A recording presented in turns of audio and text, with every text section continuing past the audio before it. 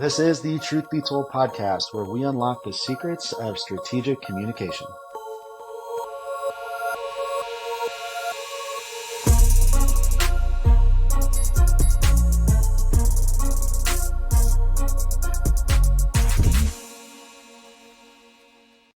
Thanks for joining our episode today. I am excited to introduce our guest, Chief Kristen Ziman. Kristen is the former police chief of the Aurora, Illinois Police Department. In Kristen's 30-year career in law enforcement, she has been a trailblazer. She became the first woman lieutenant in 2008, the first woman commander in 2010, and eventually the first woman chief in her department's history in January of 2016. Kristen was also the chief on watch during a mass shooting in her hometown, Aurora, Illinois.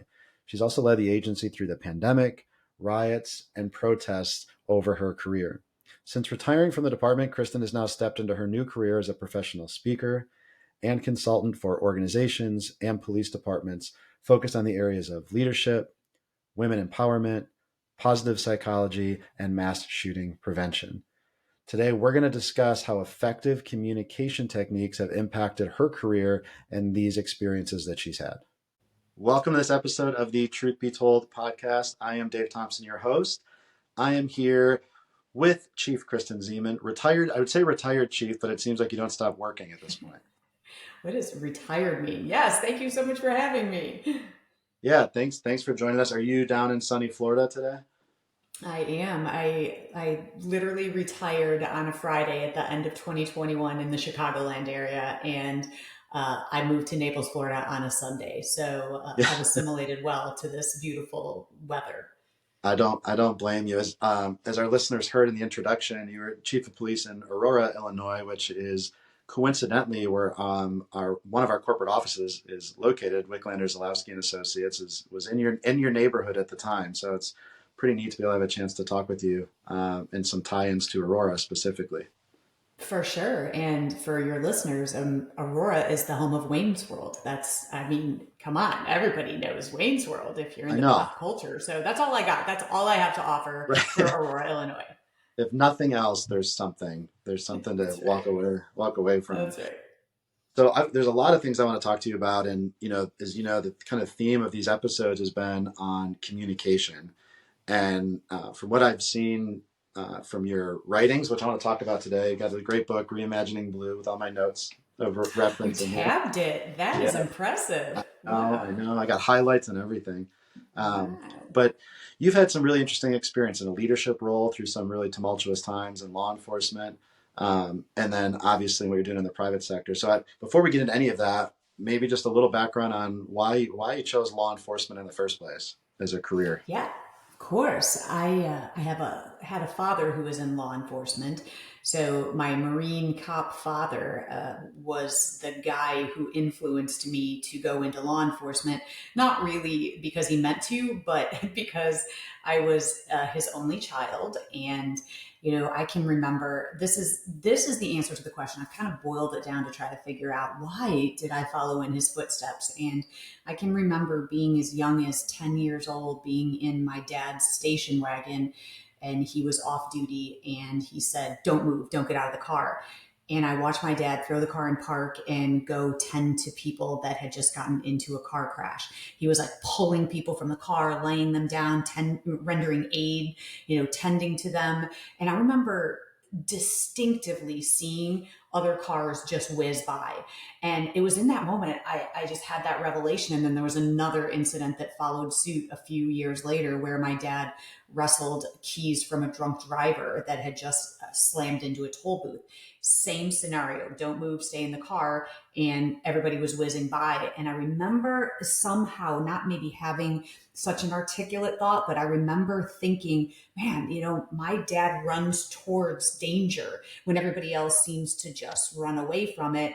And then as I got older, I put into context, this is what first responders do. And so before I even got into high school, in junior high, it was solidified for me that this is what I wanted to do with my life.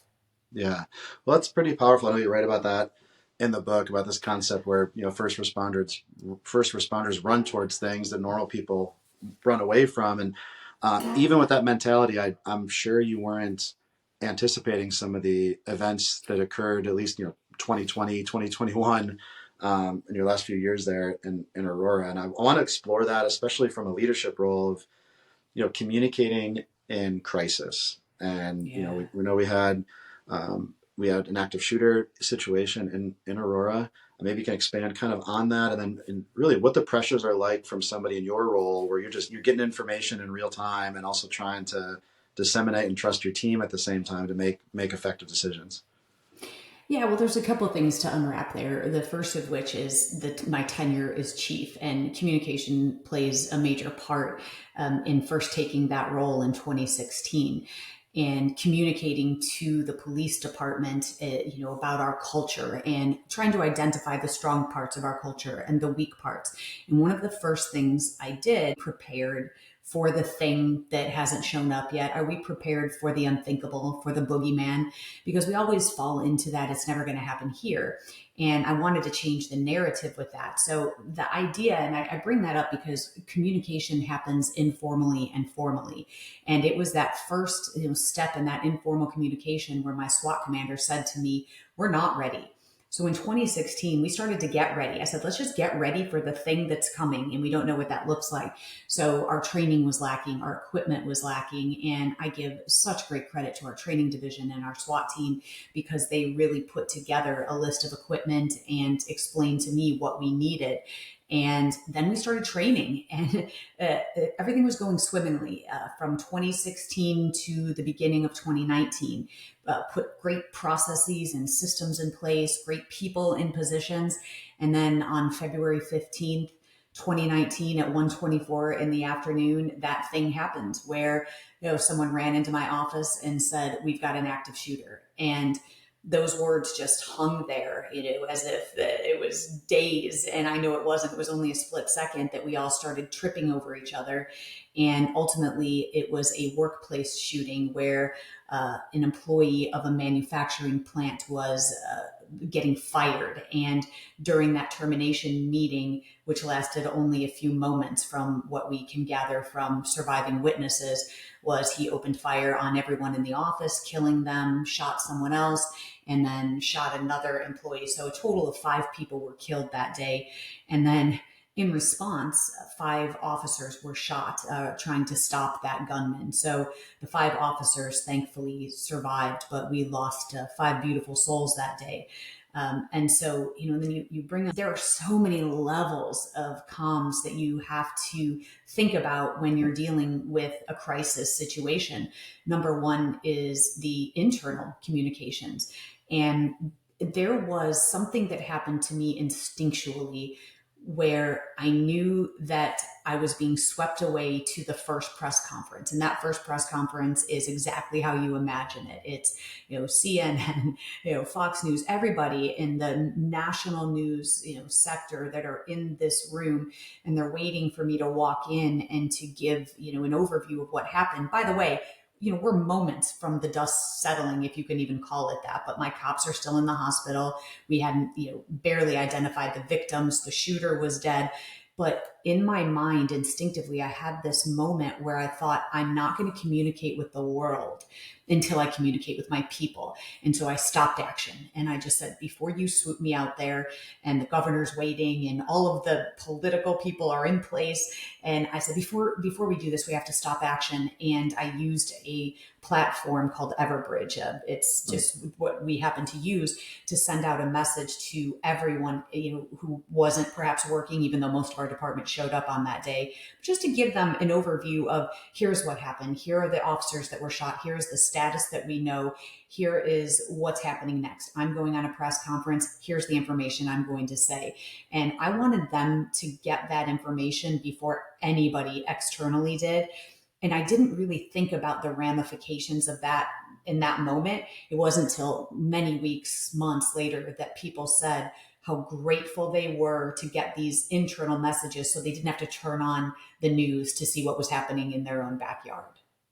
I think that's a really interesting perspective, right? People don't realize how much, the general public is looking for the press release and what's the statement and what's the soundbite, and not realizing what are all the pieces of information that have to fall in place before you're comfortable doing that. And even before that, you mentioned training, right, with SWAT, and I'm starting to think about what happened in Nashville with the school shooting, what happened in Uvalde, Texas, and you've got these officers under a lot of pressure. Some act uh, accordingly to policy, maybe procedure, and maybe some don't. But any idea what that's like, and from the perspective of kind of the SWAT team or first responders and communication? Absolutely. Absolutely. I mean, you think about that, and as we mentioned, is that, you fall to the level of your training. You do not rise to the level of your expectations. And so all of those that you've just noted in those jurisdictions where very similar things happened, and you see how the performance of the first responders was very different. You can draw your own conclusion, and I'm sure many of your listeners have, from the Uvalde response versus the Nashville response. And what that boils down to is those conversations, those communications with your people, whether that, by the way, whether that conversation is moving upward or downward, right? It just so happened that I was the head of the organization, asking, hey, how are we doing? Are we prepared? But those conversations can very easily, be managed upwards. If perhaps you are in an organization, it doesn't have to be law enforcement. Let's talk public, private sector, whatever that may be. What conversations are not being had, or what are people standing around the water cooler discussing about, hey, we're just not ready for the next thing that's going to happen, whether that be COVID. What is your mass shooting or equivalent in your organization? What is that threat that's coming? And so you can manage that communication upwards very easily, as easily as the CEO can manage it downwards. So I just want to make sure that we underscore that point, is you don't have to wait for someone to communicate with you. You can start that conversation. And that's exactly what we did. And in that, those years where we trained our first line responders, knowing that the SWAT team was going to be ancillary, to the initial shots being fired, and that is how every single jurisdiction organization has to think about preparation, is that prep has to start right now before the thing comes. Yeah, there's two things that you mentioned there. One, the preparation, I think, translating to interviewing or interrogations, or even just an argument with your significant other, is sometimes if you're thinking of high emotion, your first output is usually low quality, right? Instead of, That's all right, if somebody has this objection and says screw you or f the police or I don't or whatever, your first response is probably the terrible one. But if you've practiced it and you kind of know an appropriate response, you can be a little bit more tactful in that. And I think that's an important takeaway for people to have. I love that you called it low quality, because it's a kind way of saying that it's completely emotional. And then when we base our actions on emotion, nothing good comes from that. And so, and it's the way that, we talk about slowing down scenes, and do we have, is this one of those moments where we need to charge forward and continue? Or is it a moment where we can slow down the action? The same is true with communication. When two people are trying to, quote, communicate with each other, and if they aren't moving towards one another, if they're just, basically holding their swords up, you're not going to have, an outcome that is beneficial for both people. So at that time, you can stop action and just say, let's walk away from this until the emotions are, a little bit, more, in a tangible way where we can manage them. And then we can think, then of course, part B of that is, now you've built this muscle for communication. You've built it so that when that emotion is high, you're right, when someone starts screaming in your face, you already know how to stop action, and you do that internally and you don't respond immediately. So, it is most certainly that stimulus and response. And, right in between that stimulus and response is the moment that we pause, and you can develop and learn that. Yeah, and then that second piece you mentioned was this challenging upwards, which I agree. Communicating upwards, challenge, however you want to say that. And I think in the private sector, there's always this. Well, I have an open door policy. People should come and talk with me, and please communicate upwards. And that's easy in leadership to say it. It's another thing to kind of create an atmosphere where that's acceptable. And especially, and I'm curious what you think from a leadership role in law enforcement, where you have a very strict chain of command and kind of a militant process, and stepping outside that chain could be looked down upon. But maybe any advice for either, whether it's leaders or people trying to communicate upward, and how to create that environment where it's comfortable but yet appropriate? So I don't know one leader, that doesn't have that, and I'm doing air quotes here Right. for those who can't see, that open door policy. And and honestly, I've seen so much BS when it comes to that. So first and foremost, if you're not accessible, then that's BS. But more crucial, or I would even say devastating to the mission, is when people do come to you and you either A, push it aside with no feedback loop, is that, I'll take that under advisement, and then you ignore it, and then what happens is people become apathetic. And I call that the dog that doesn't bark. When your people stop coming to you and offering solutions to you or giving you feedback, they're going to stop if there's no response to it.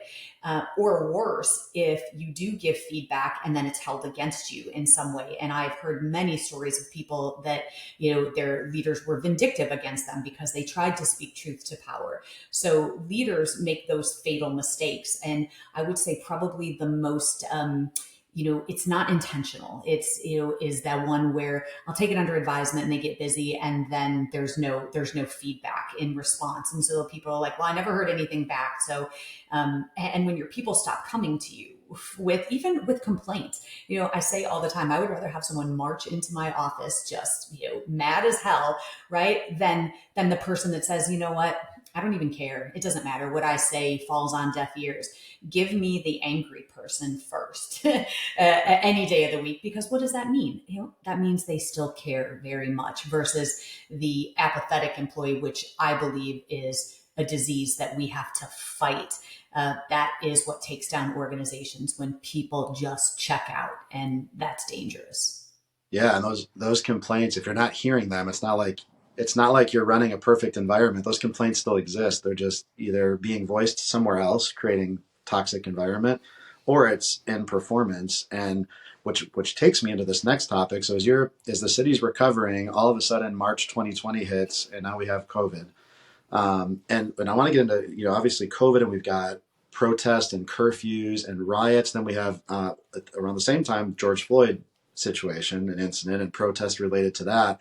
And so I want to get into that, but on the same wavelength, you're talking about probably officers, detectives, command staff that are just getting beaten down from the outside public perception.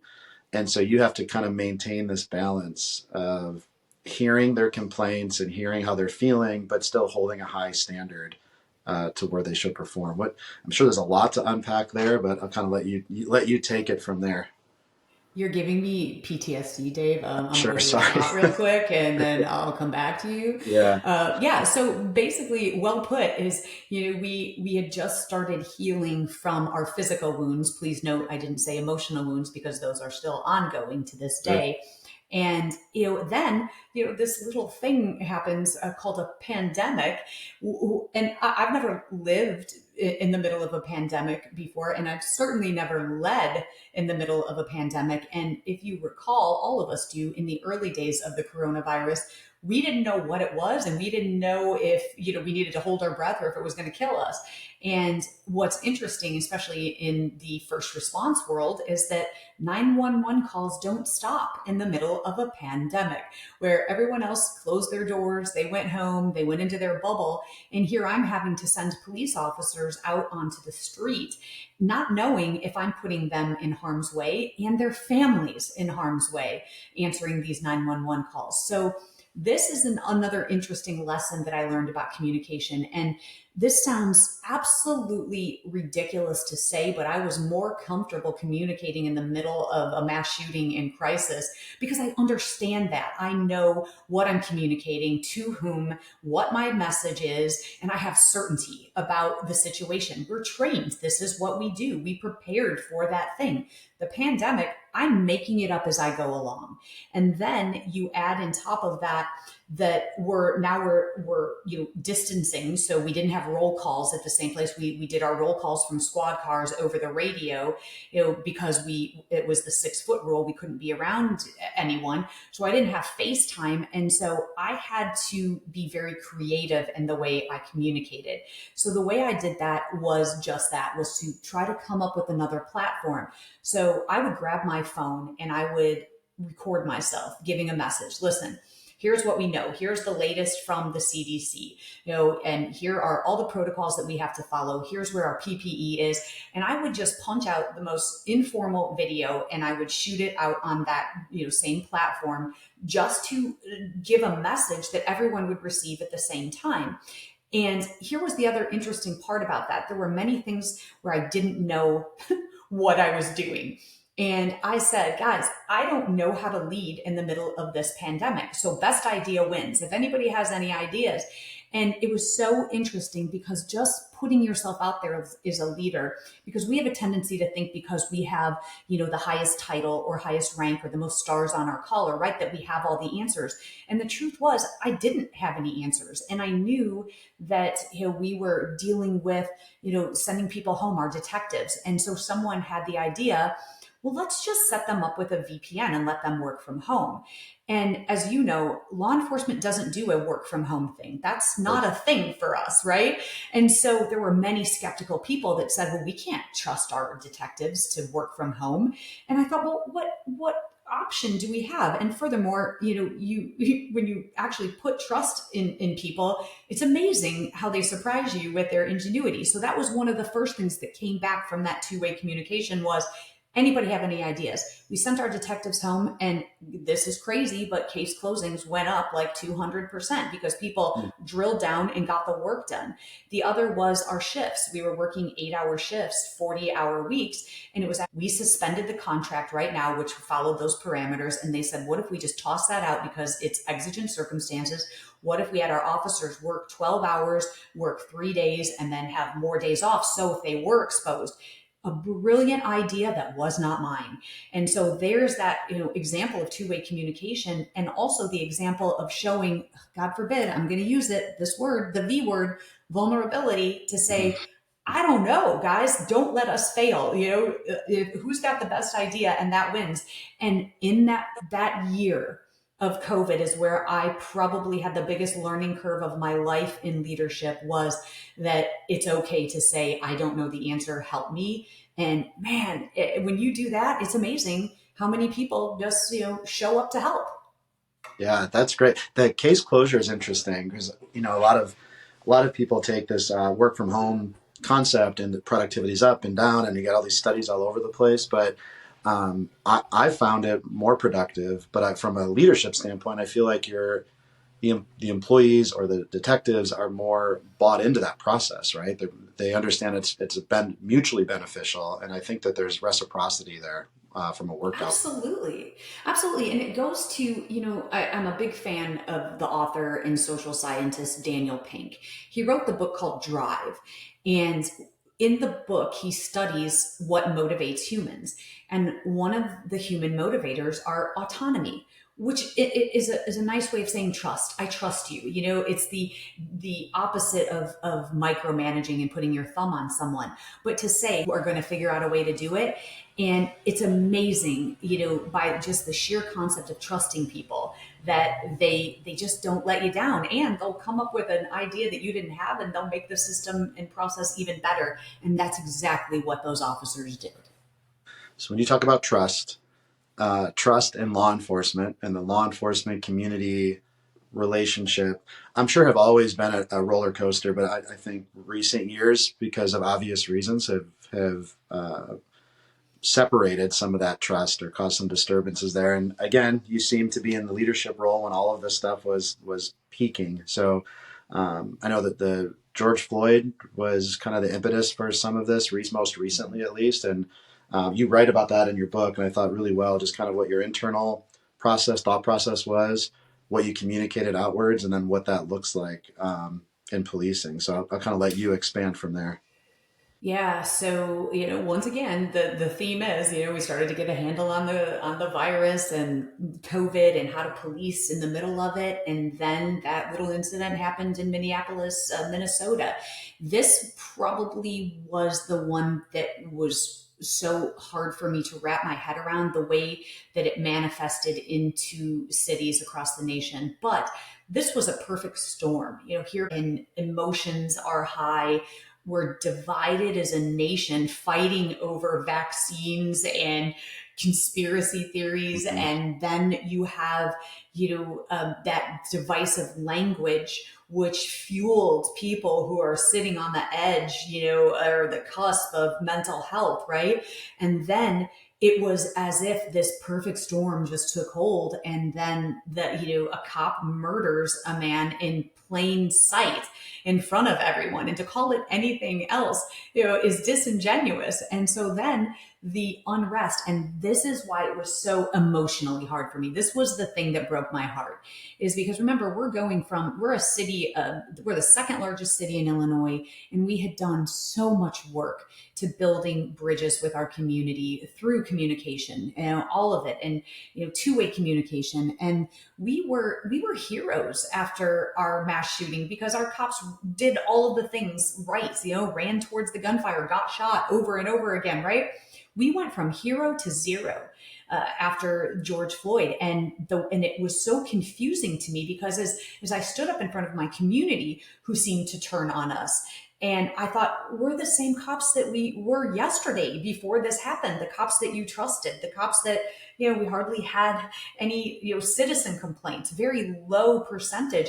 We're the same people. And suddenly you're throwing things at us. And, they set our squad cars on fire. Our downtown was just completely destroyed and burned. And they were prying up bricks from our very own sidewalks and throwing them at people. And I'm trying to talk, on a bullhorn and make sense of this, and no one would let me speak. And at that point, that's where I understood, and it really brings it right back to what you said at the onset of this, Dave, is emotion, is that it didn't matter. I could spew out facts and say, we don't have many citizen complaints. We actually have built trust. No one cared what I had to say because their emotions were so high that logic wasn't even in play. No one hit that pause button.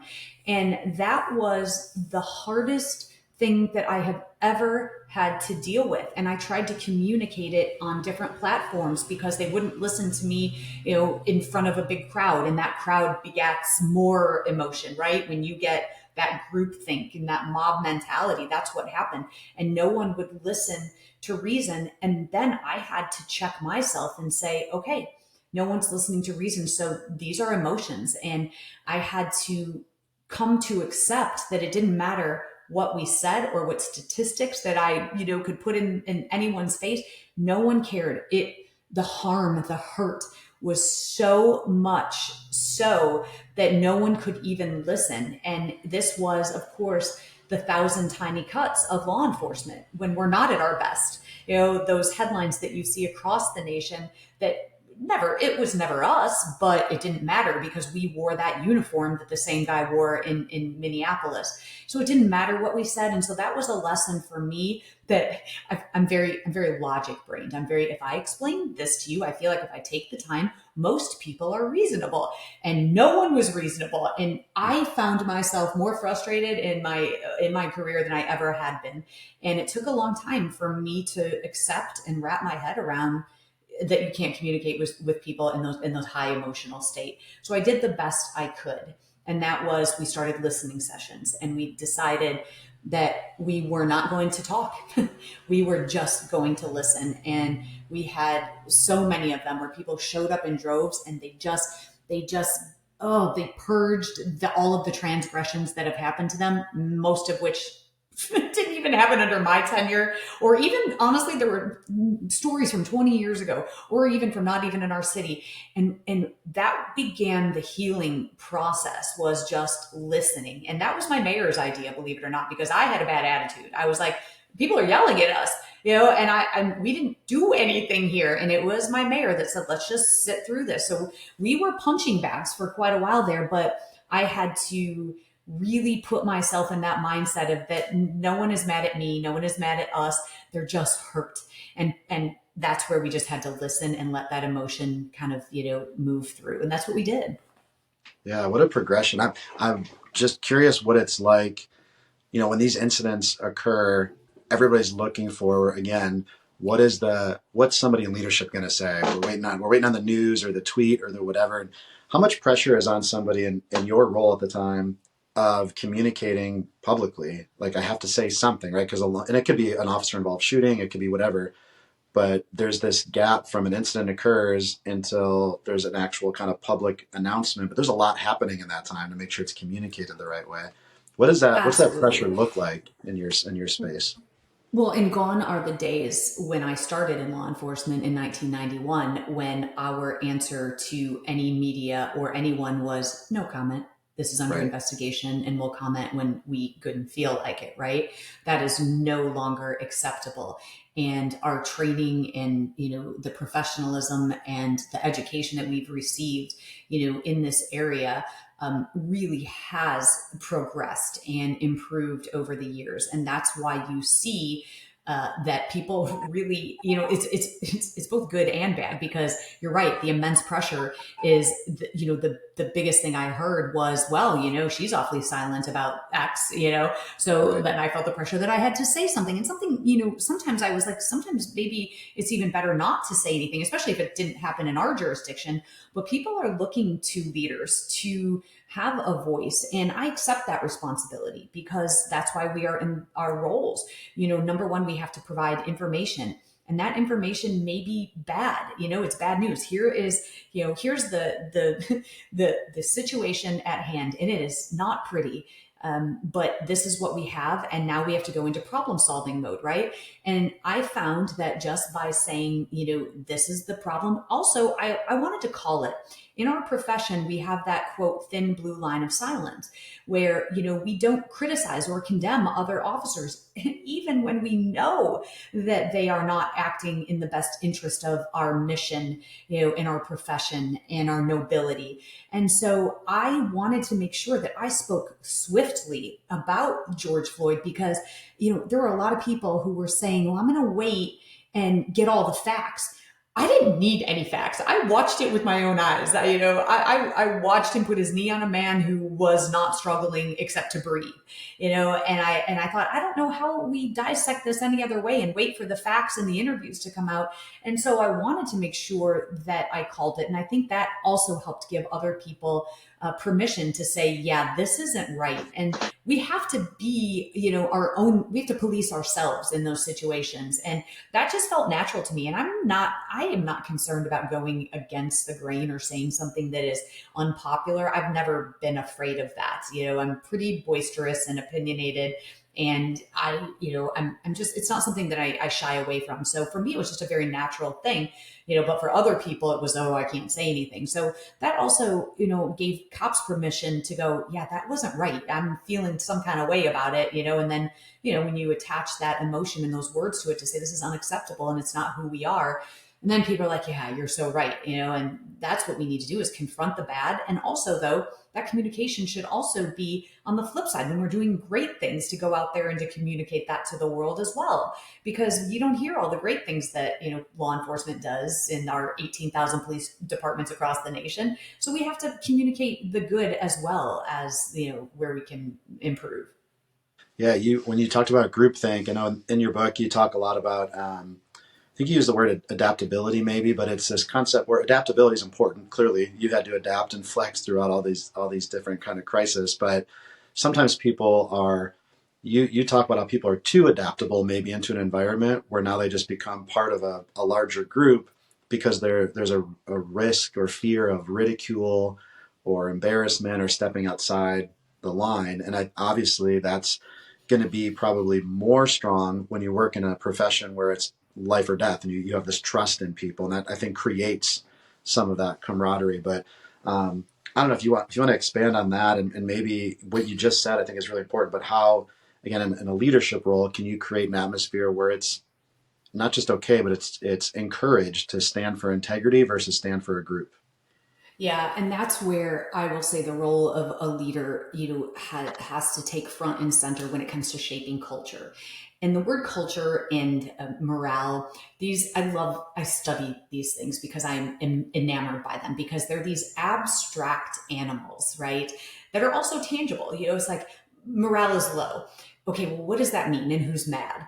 And it's the same with communication, is that you've got, a culture of communication.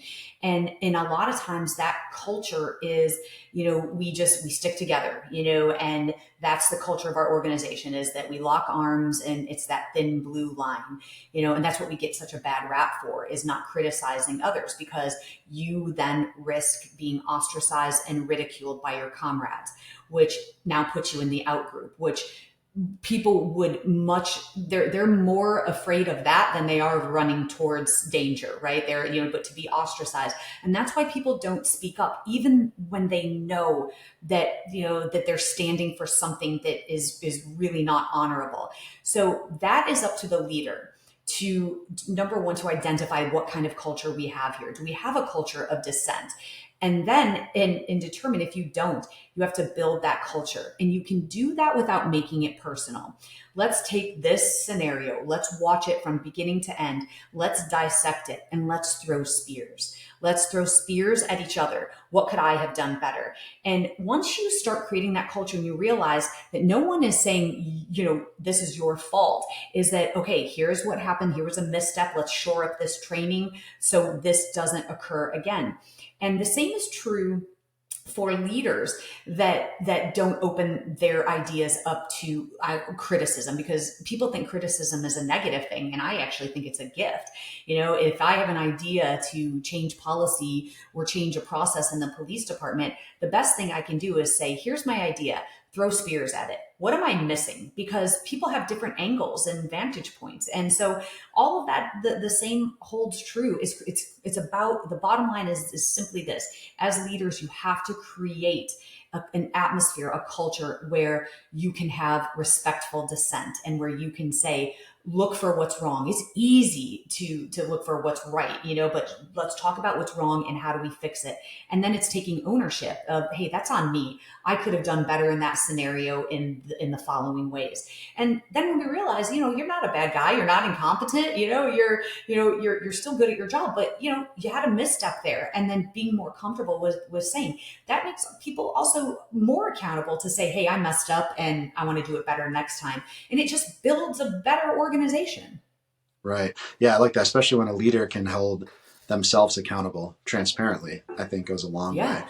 The Yeah. last kind of topic I wanted to touch on that's of high importance is, we talk about culture, mental health, and kind of self health, self awareness, and law enforcement, and any profession. But we know in the law enforcement space, it's of concern, and we've got, unfortunately, a lot of issues that come from that. And sometimes it's because of the issue you just talked about, right? There's this group thing, there's a stigma to talk about mental health.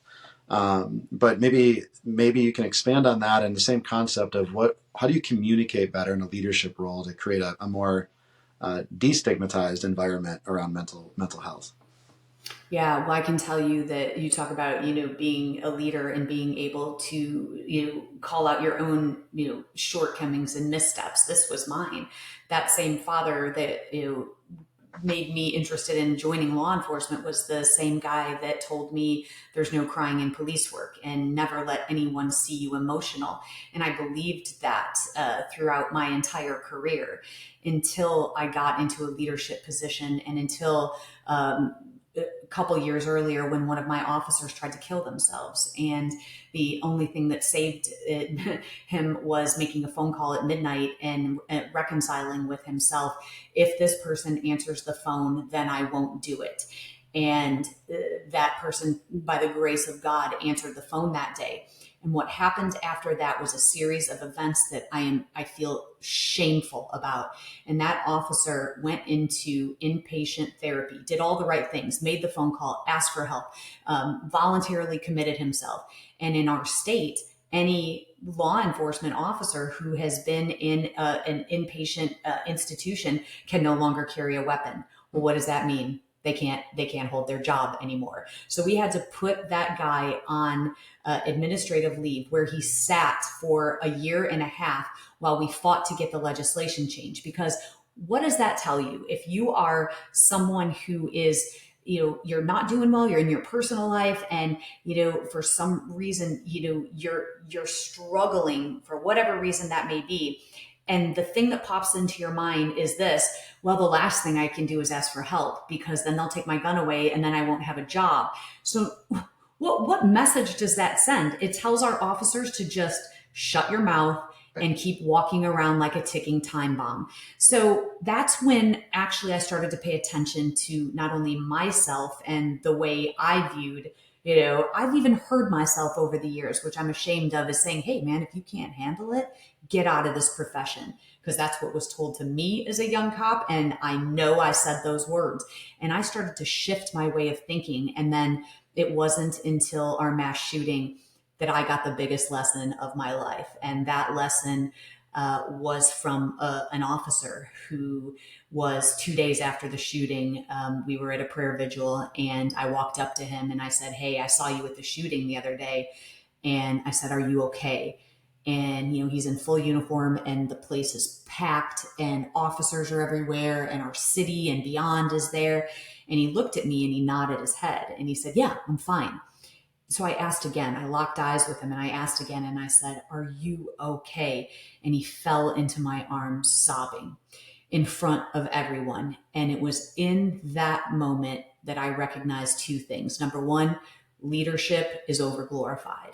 It's that follower, it's that person that didn't have formal leadership that actually was the leader in that moment. By him breaking down, he showed everyone how strong and courageous he was, right? And other officers follow suit. And it was that moment that I understood, one, that we were going to be okay, and two, that everything I had thought about showing emotion and not asking for help was all wrong. And so what a lesson for me. And he taught me that.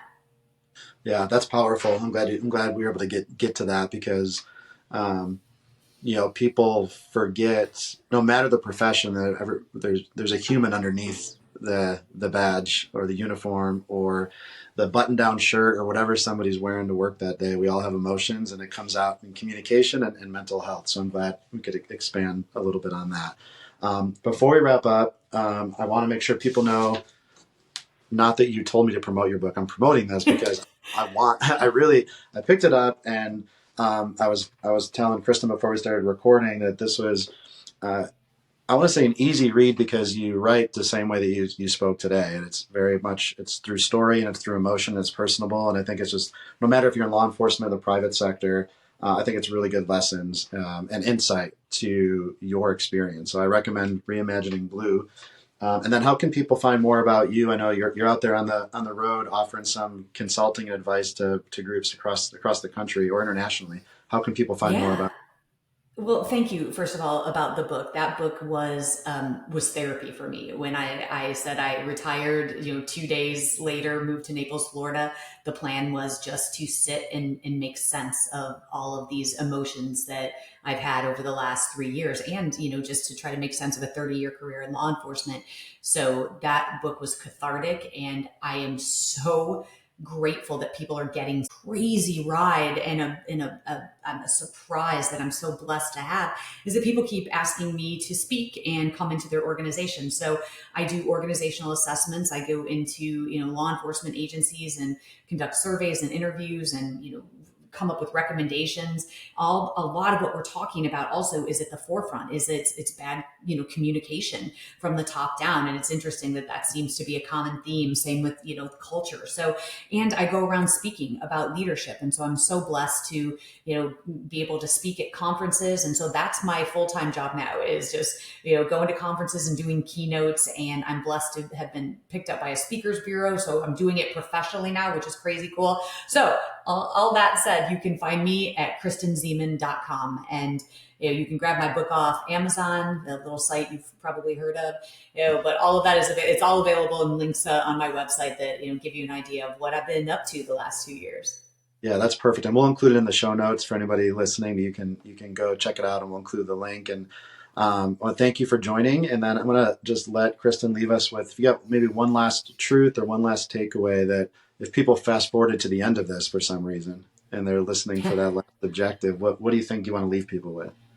Yeah, no pressure there, Dave. I think after these few years and connecting the dots backwards, it's been this idea that I'm beginning to uncover. And it really is about hope and optimism, is that when you have people who are in their low points, and you think about the low points that we've all had, no matter whether you're a first responder or, in the trying times that we've had going through a pandemic where we were socially ostracized from one another, which turns out that social connection is exactly what we need, and studies show that that's how we're built. We're social animals. And so what I would say is that, and I touched on it a little bit, but I want to really drive this point. When you get to a point in your life and your career and your relationship where you're done, you just don't care anymore. That's the most dangerous place that you can be.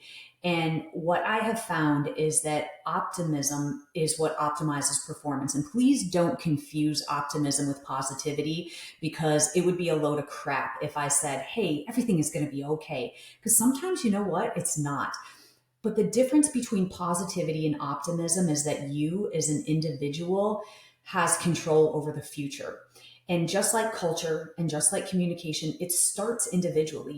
Individuals make up organizations. So the moment that you can tap into, the power of optimism, and that I have, control over the future by controlling my emotions and by controlling the way I communicate with people, that gives other people permission to do it. And pretty soon you've started a movement and forward momentum. And so I think what I would say is, just if you're feeling apathetic or checked out or helpless, is that you've got to tap into that power that you have inside of you, that you can change things. And once you do that, I think other people will follow suit. Yeah, that was a great under pressure answer and a perfect wrap up, I think, for our session. So thank you for that. Thanks for the insight. I know a lot of what we talked about can be some emotional topics when you're kind of re-triggering some of these incidents. So appreciate that and your time in public service, and hope to chat again with you soon. So thanks for joining me. Thank you. And thanks for doing what you do. Keep fighting the good fight. Absolutely. Thank you all for listening to this episode of Truth Be Told. Please make sure to like, share, and subscribe. And to keep this conversation going, follow the Truth Be Told podcast on LinkedIn and Truth Be Told CFI on Twitter. On behalf of the International Association of Interviewers, Rick Lander-Zalowski, and our valued sponsors, thank you for joining us on this episode of the Truth Be Told podcast.